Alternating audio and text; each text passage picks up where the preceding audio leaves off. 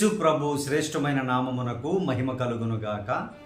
ఈ దినకాలపు ఆశీర్వాదపు లేఖనం విలాప వాక్యములు 3వ అధ్యాయము 31 నుండి 33 వచనాలు. ప్రభువు సర్వకాలము విడనాడడు, ఆయన బాధ పెట్టినను తన కృపా సమృద్ధిని బట్టి జాలిపడును.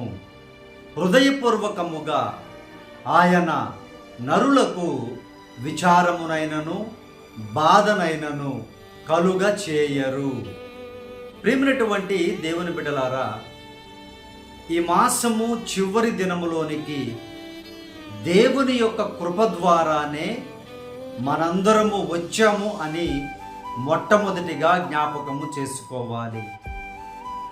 ఈ మాసములో ఏ కార్యాలు జరగలేదని నీవు బాధపడుతూ ఉన్నావో, ఆయన ప్రభువు నన్ను విడిచిపెట్టారు, మరిచిపోయారు,